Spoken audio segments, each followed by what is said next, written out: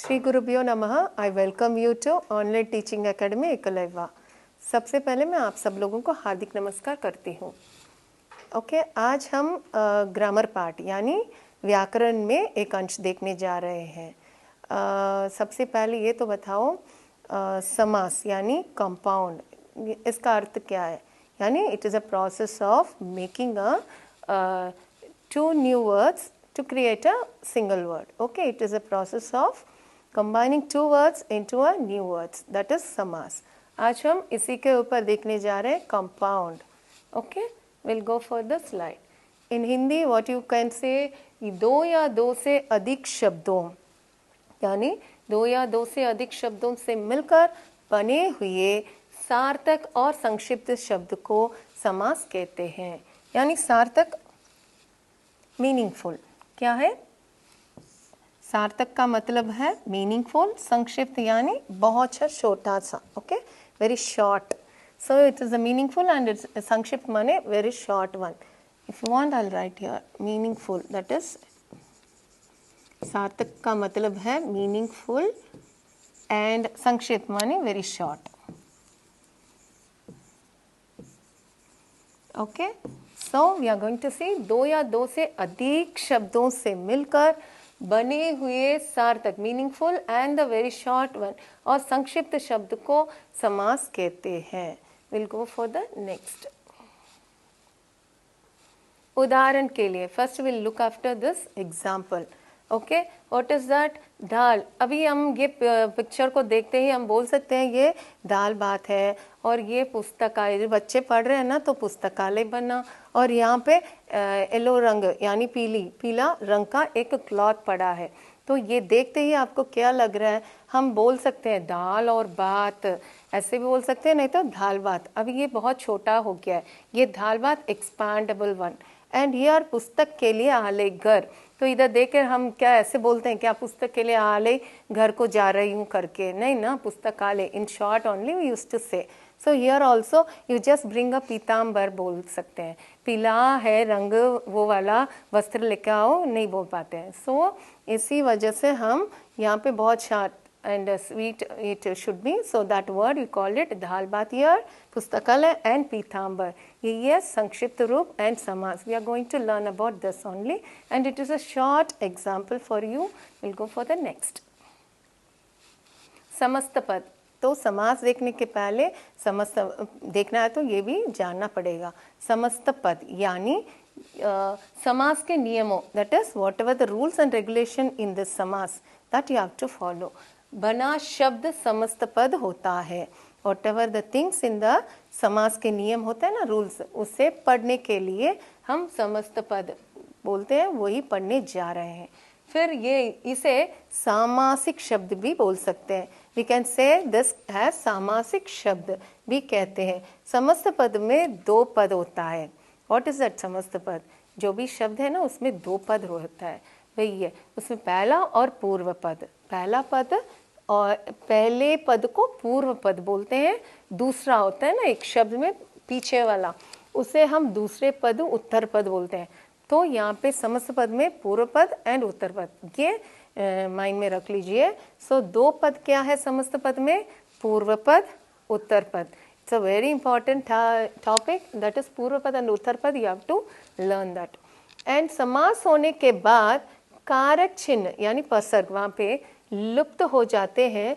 जैसे रसोई के लिए घर, अभी रसोई के लिए घर है ना, ये देख लीजिए। फिर यहाँ पे देखो मैं में से खे लिए, यहाँ पे खे लिए आ रहा है ना, वो लुप्त हो गया तो बना रसोई घर।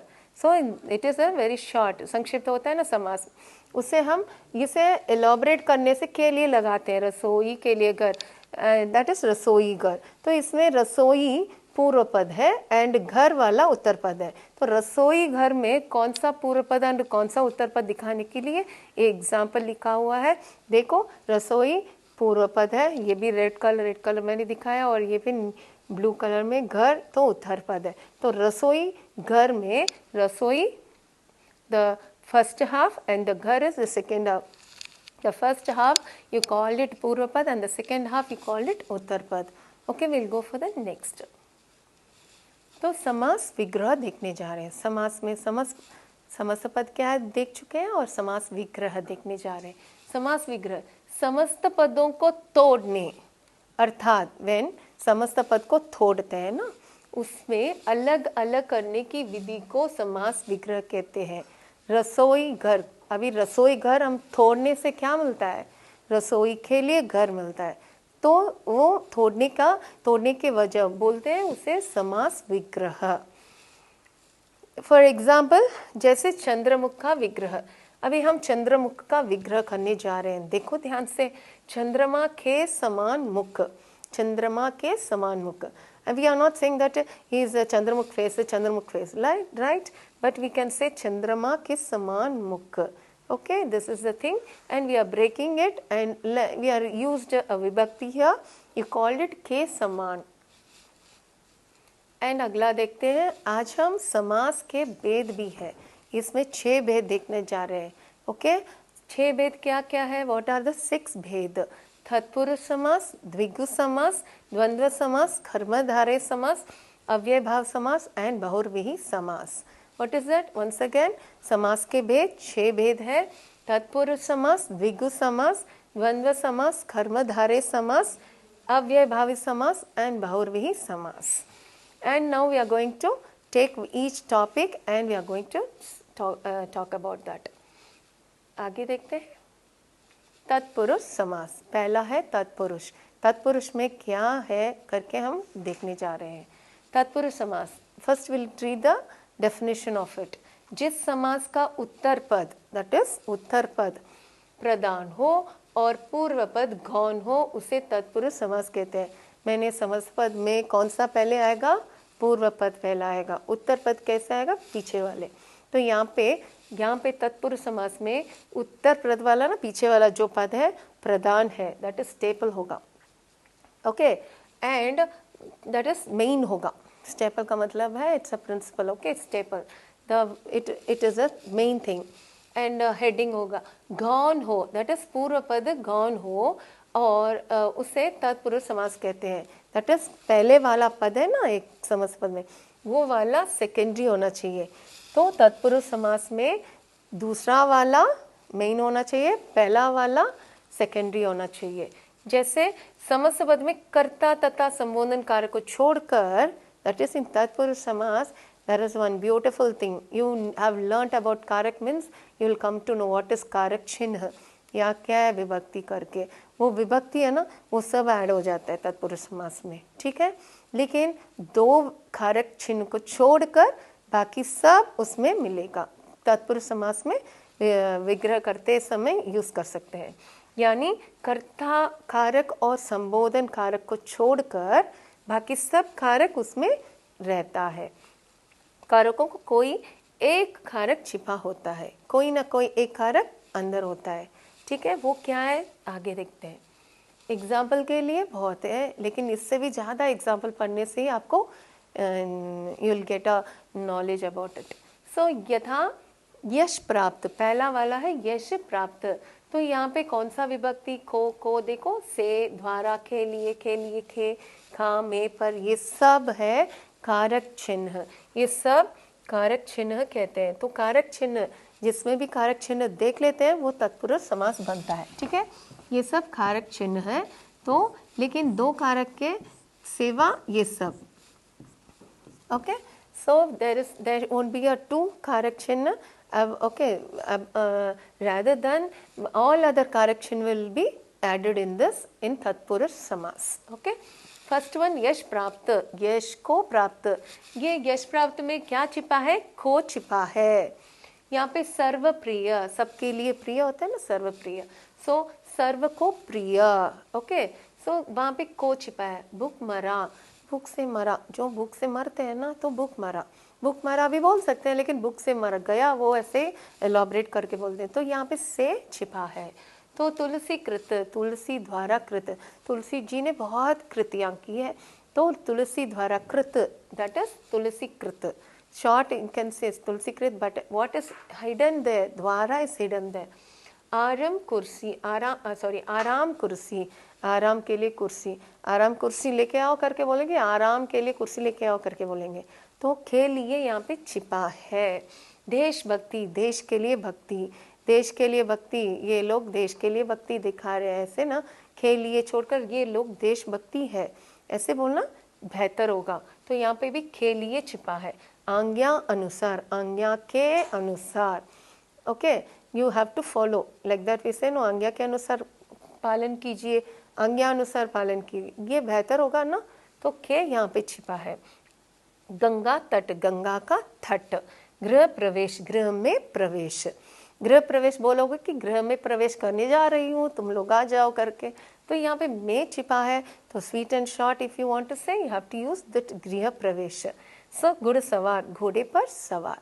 तो आप लोगों तत्पुरुष समास में क्या है, पहला बेहतर चीज कि यहाँ पे कोई ना कोई विभक्ति छिपा है होगा, ठीक है, कारक चिन्ह छिपा हो गया। अभी सेकेंड वाला, पहला तत्पुरुष हो गया, अभी द्विगु समास। यहाँ पे द्विगु बोलते ही द्वि, द्व मतलब दो, दो, ओके, द्विगु का मतलब है दो, द्विगु समास। अभी we are going to see that. जिस समास में पूर्व पद दैट इज दो बोलते ही आपको क्या समझ में आ रहा है, संख्यावाद है ना। तो यहाँ पे द्विगु समास, whenever you find out that is द्विगु समास बोलते डरिए मत, वहाँ पे पूरे के पूरे नंबर्स आएंगे बस। द्विगु यानी दो, ये माइंड में रख लीजिए। संख्यावाचक विशेषण हो, वहाँ पे संख्या होना चाहिए। कोई भी वर्ड संख्या प्रदान हो तो उसे हम संख्यावाचक मिल जाएगा एक शब्द में, उसे हम द्विगु समास कहते हैं। और उत्तर पद संज्ञा होगा, दैट इज पूर्व पद संख्यावाचक, उत्तर पद पीछे वाले पद संज्ञा हो, उसे द्विगु समास कहते हैं, ठीक है ना, क्लियर है ना। ओके, आपने देखा कि दोनों समस्त पदों में पूर्व पद संख्यावाचक विशेषण और समस्त पद समूह का बोध करवा रहा है। तो द्विगु समास में only the numbers will be present, so never forget that if there is संख्या, that is if there is any numbers, you can directly say it is a द्विगु समास।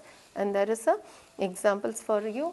समस्त पद दैट इज दोपहर। अभी यहाँ पे मैं देख सकते हैं ना, दोपहर में दो, सॉरी एक मिनट, दो, नव, शत, अठ, चौ, त्रि, ऐसे देखते ही आपको पता चल रहा है नंबर्स है यहाँ पे, है ना। तो यहाँ पे ये क्या है, पूर्व पद, दिस हाफ इज पूर्व पद and the other half is उत्तर पद। सो पूर्व पद में दो पहरों, नौ ग्रहों एंड 100 अबदों, 8 आनों एंड 4 मासों, 3 देवता, 3 यहाँ पे 3, 4, 8, 100, 9। So you are seeing the numbers here. So seeing this itself you can say this is what समास, यस, द्विगु समास। सो इसका अर्थ यहाँ पे है, विग्रह करते समय क्या मिलता है, दो पहरों का समाहार, 9 ग्रहों का समूह, 100 आबदों, दैट इज वर्षों को आबदों भी बोल सकते हैं, वर्षों, नहीं तो आप लोग लिख सकते हैं 100 वर्षों का समूह भी लिख सकते हैं। 8 आनों का समूह, 4 मासों का समूह, 3 देवताओं का समूह। चलो आगे देखते हैं। अभी हमने 2 समास देख चुके हैं, तत्पुरुष, द्विगु समास। अभी द्वंद्व समास। यहाँ द्वंद्व समास देखते ही आपको क्या जान रहे हो, देखो क्या दिख रहा है, द्व द्व दिख रहा है, दो बार दिख रहा है ना, दो दो, इद्व इद्व, द्व द्व, है ना। सो 2 टाइम 2 इट इज कमिंग। सो यहाँ पे बीच में डॉट क्या बनेगा, योजक बन जाएगा। ये एक तरीका है पढ़ने के लिए, द्वंद्व समास में योजक चिन्ह लगेगा। This is a small concept and this is a small hint for you. द्वंद्व दैट इज द्व, इन क्या बनेगा, योजक बन जाएगा। सो द्वंद्व समास, ओके, जिस समास में दोनों पद समान, दैट इज पूर्व पद उत्तर पद समान होना चाहिए तथा प्रदान हो, ओके, और समास विग्रह में दोनों के बीच और एंड अथवा, when we are separating it, और नहीं तो अथवा का प्रयोग हो, उसे द्वंद्व समास कहते हैं। फॉर एग्जाम्पल इस समास के समस्त पद में योजक यानी एक हाइफन लगा होता है का प्रयोग होता है ना। द्वंद्व समास दो दो, दैट इज यहाँ पे भी वहां पे भी समान होगा, समान और तथा प्रदानी होगा, ठीक है। आगे देखते हैं। And in between when you are making it, breaking it, there we will use और एंड अथवा, that also keep it in the mind. For example, इसके आगे हम इसका एग्जाम्पल देखते हैं, द्वंद्व समास के एग्जाम्पल्स। समस्त पद, ऊंच नीच, देश विदेश, भाई बहन, रात दिन, एंड आशा निराशा। आप यहाँ पे बीच में क्या देख रहे हैं, योजक है ना, तो योजक के प्लेस में क्या लगने जा रहा है, और नहीं तो अथवा, एवं ऐसे लगेगा।